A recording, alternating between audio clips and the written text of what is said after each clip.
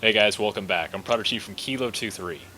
If there's one thing Echo 1 does well, they make really fine AKs. And the Echo 1 AK700 is no exception. Today we are checking out the Echo 1 AK700.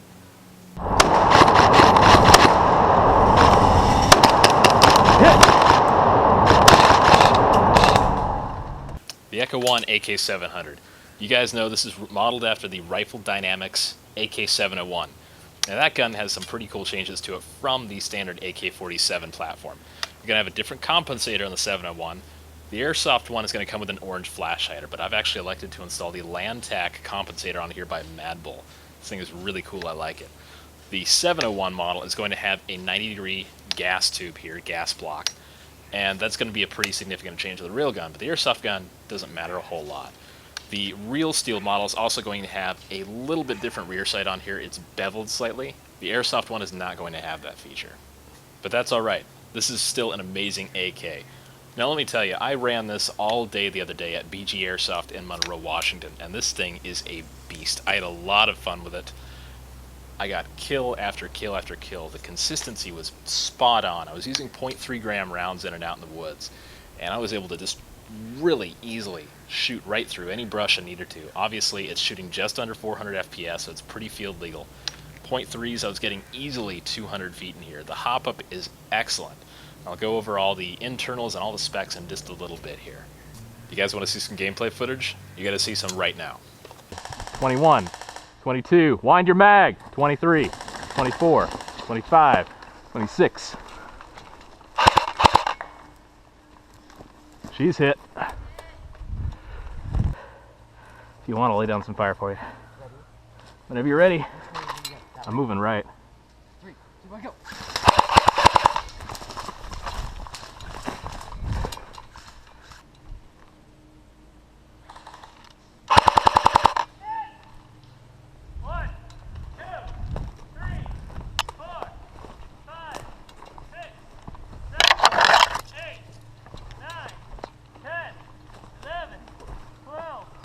Hit, hit, hit, hit, hit!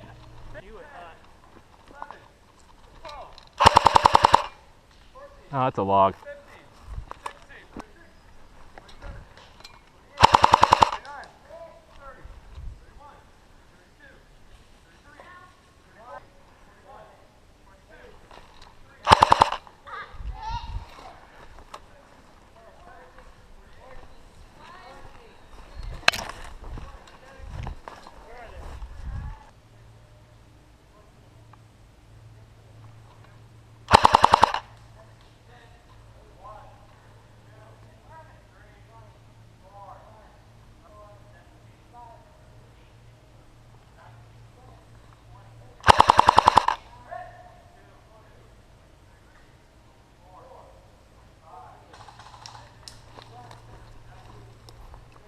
Now, we all know that Echo 1 guns come ready to shoot out of the box. They always come with a battery. This one comes with a stick-type 8.4 volt battery.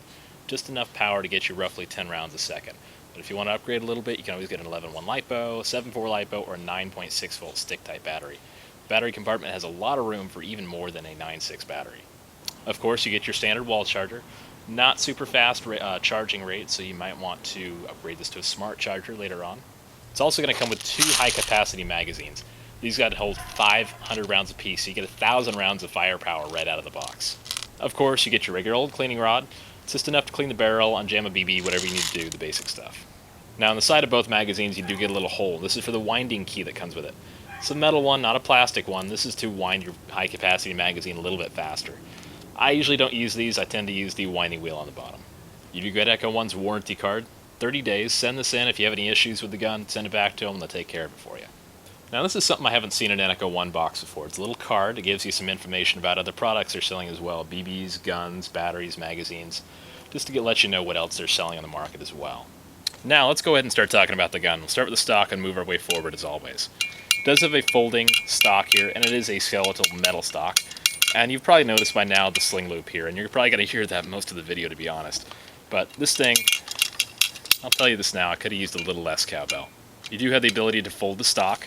Press this button on the other side, and it folds over. It's not going anywhere. To release it, there's a small lever here. pull it, and your stock will fold back out. And it clicks into place pretty well. Very, very little wobble. And it's actually really firm on your shoulder. I do like it a lot.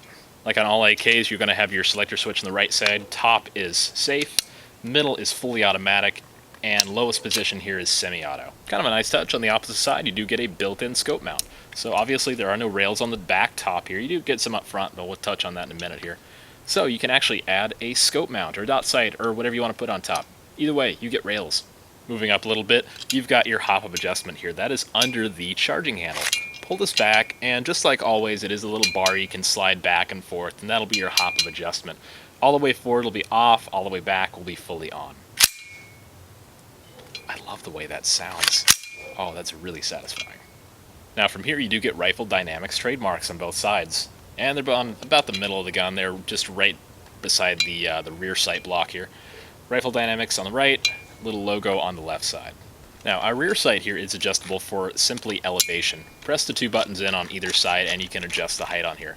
And you do have the little numbers painted in here to know kind of what your height is on the rear sight. Now access in the battery compartment. Push the little button here, take off the dust cover. And this entire section here is your battery compartment. You've got a mini Type Tamiya plug here. There is no fuse. And you've got a lot of room in here actually to fit a 9.6 volt or even bigger stick battery. It can actually fit up inside of here. There's a lot of room to put it. Both of the Echo 1 stick lipos, both the 7.4 and the 11.1, do fit very, very nicely in here. So those are a definite must when you pick up one of these guns. Moving up the gun a little bit, we have our handguard here. It's all polymer, and it's a little bit smaller than your normal AK handguard, I believe. And it fits really nicely in the hand. It's a good grip. I like the ribbing on here. It's very nice to hold on to. And just above that we have a metal rail segment here, and that's going to be along your gas tube. So if you want to put a dot sight or a scope with some really good eye relief, I definitely recommend that. You can look up a lot of different pictures and videos and such. People put lights on here with side mounts and things. A lot of really cool options you can do with this. Now our front sight is simply a post there. And being an airsoft gun, you don't really need to adjust anything there. Your accuracy is not that dead on with an airsoft gun. Something I really do like about this gun is the fact that it does have the 90-degree gas block here. Obviously that is one of the things that Rifle Dynamics does install in their real AKs, and it's something I really like. Opposite side here we've got your front sling loop, and that'll match up with the rear sling loop when your stock is folded. Now up to the front of the gun here, I have installed, like I said earlier, the Landtac flash hider, and it does come with a plastic orange tip originally when you get the gun. It's a standard birdcage flash hider from an M4. Alright, that covers the externals. Let's go ahead and go inside the gun and check out what makes this thing tick. With our gun open up, let's go ahead and start off with the barrel and chamber. You do get a metal chamber. That's a nice touch. Not a lot of guns come with those anymore. And you can look inside the chamber there and see the Mad Bull orange bucking already installed. It's getting a really nice air seal, getting us about 390 feet per second pretty consistently, and the range and accuracy are second to none. The adjustment bar on the side of the hop-up chamber actually has little notches and numbers engraved into it. That way if you have to de-adjust your hop-up and reset it, you kind of know where your hop-up is originally. Also notice that the crowning on the end of the barrel is actually really nicely done. Now our motor is a pretty standard torque motor, not a super fast rate of fire, but still pretty reasonable. It does have a steel pinion on here and a D-type pinion. Now because the gun's an AK style weapon, it does use a version 3 gearbox. You can see off the bat a lot of the parts in here are pretty standard, but there are a couple of good things in here as well. You do get a bearing metal spring guide. This is a great touch in here, I really like it. It saves you about $10 to $15 in upgrading, plus you don't have to open the gun up to put it in. Our spring, strangely enough, is a non-linear spring. It does have some tighter portions in the back, and we are getting about 390 feet per second off of it, so it's roughly an M110 power spring. Grease distribution is not terrible in this. You do have some kind of random spots of grease that have accumulated over time, it looks like, and I've put roughly 1,000 rounds through the gun already. One thing I did notice, there's not a lot of grease on the piston and piston rails there. Our piston head is a ported polycarb head. Pretty standard design in there, and it's held in place by the large metal lug in the back there, so it's not a bearing head. The piston is a polycarb design, and these tend to last quite a while actually. They're really well made pistons considering. The second to last tooth is not removed there. You do get a chromium Type 0 cylinder, so there is no port in here, and it tends to work pretty well. Cylinder head is a polycarb design, very similar plastic to a lot of the other plastic parts in the gun, and it has a single O-ring with a fairly soft dampener. Our nozzle is a standard polycarb design. It gets a good air seal in there, but it does not have an O-ring in it. Our tappet plate is nothing special, but it is fairly flexible, and I think it'll last quite a while in there. The shimming on the gun is so-so. I've noticed that you do get about one shim on the top and bottom of every gear, which is pretty standard for a lot of stock guns now. Your tappet delayer is a little bit bigger, so that's a definite plus if you want to go high rate of fire. The gun does use 7mm bearings here.